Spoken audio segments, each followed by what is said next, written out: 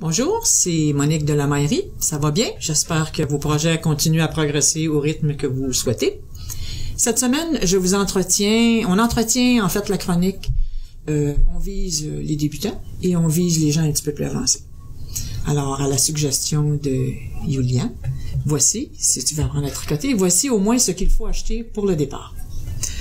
Ça prend donc des aiguilles 4,5, des aiguilles droites. Elles peuvent être en bois, elles peuvent être en métal.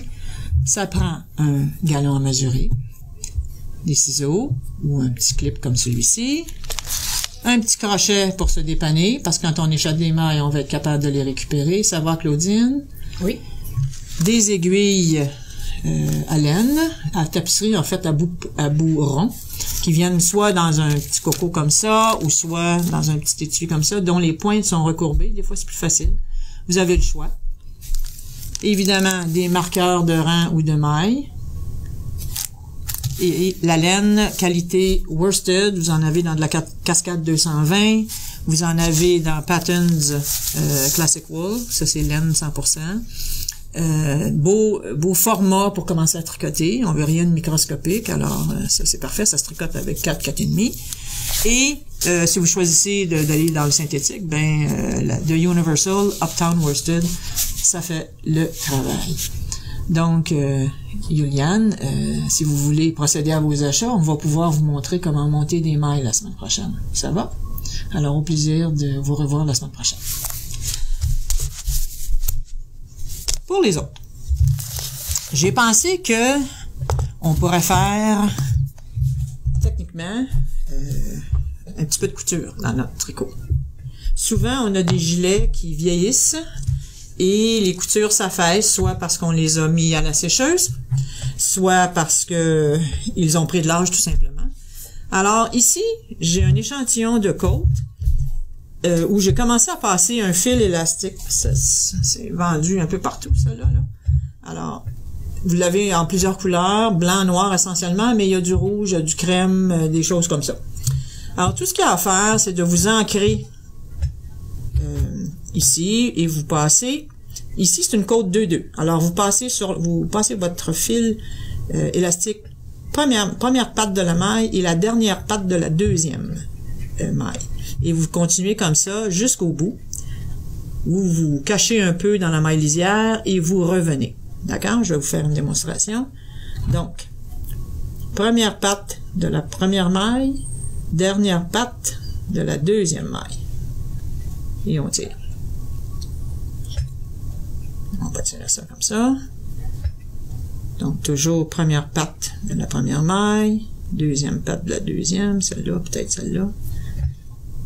On fait la même chose jusqu'au bout. OK? Ça va, Claudine? Oui, c'est parfait. Tout est bon? Bon, là, je suis un peu croche, là. Vous savez que vous, là, chez vous, vous allez prendre... vous allez faire un petit peu plus attention. Alors, première patte, deuxième patte. Bon, mais disons qu'on arrête ça là. OK? Ce qu'il faut faire ensuite, c'est tirer. Tirer un petit peu, juste assez... Parce qu'il faut que le gilet continue à vous faire. C'est pour ça que vous l'avez gardé. Hein? Alors, ce que ça fait, si je tire un petit peu partout, on répartit la fronce. Et sur l'endroit, si je tiens mes fils, voyons. Voilà. C'est sûr que le gilet, et on répartit comme ça. Et vous avez repris l'élasticité de vos côtes. C'est génial. C'est génial. Si vous faites ça avec une côte 1-1, c'est la même chose. Vous prenez qu'un brin de votre côté, un brin, une des pattes, et vous faites ça sur toutes les mailles. Alors, ça récupère de façon très, très bien l'élasticité de vos côtes, que ce soit au poignet, que ce soit à la taille. C'est un beau petit truc de récupération. Alors, voilà. Puis, comme je vous dis, partout, on en vend pas mal partout, plusieurs couleurs aussi, pas cher. Alors, c'est une belle façon de récupérer votre tricot qui prend de l'âge, mais que vous aimez toujours et que vous ne voulez pas vous défaire.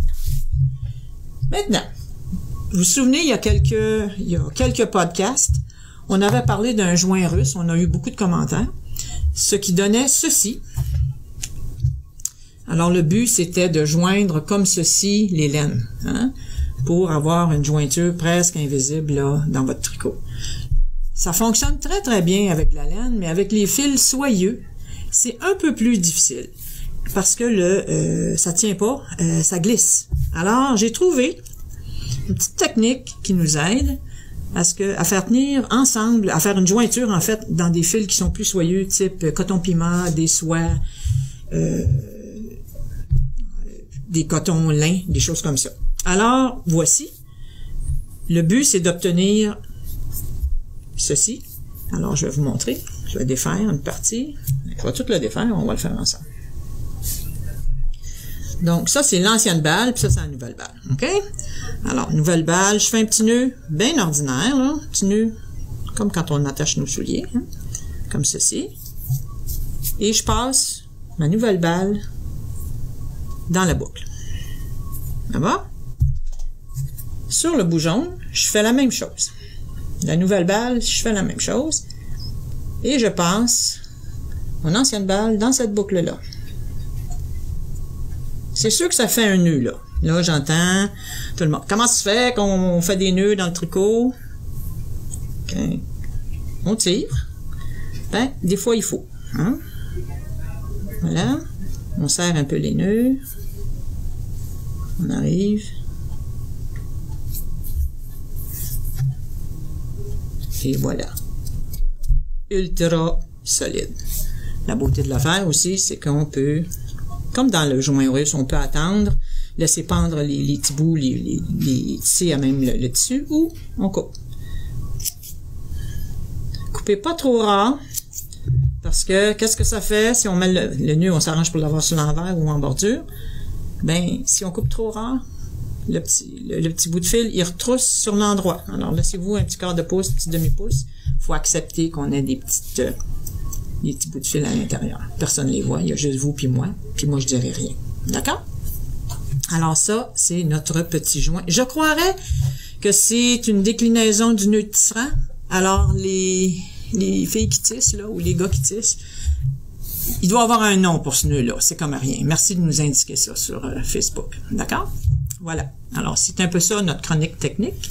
J'aimerais vous parler d'un cours, un nouveau cours qui est ajouté à l'horaire. C'est Micheline qui va le donner à compter du 7 avril. Permettez-moi de prendre mon papier. Alors, c'est une camisole estivale, très très jolie, un col inséré en dentelle, la base aussi, très très beau.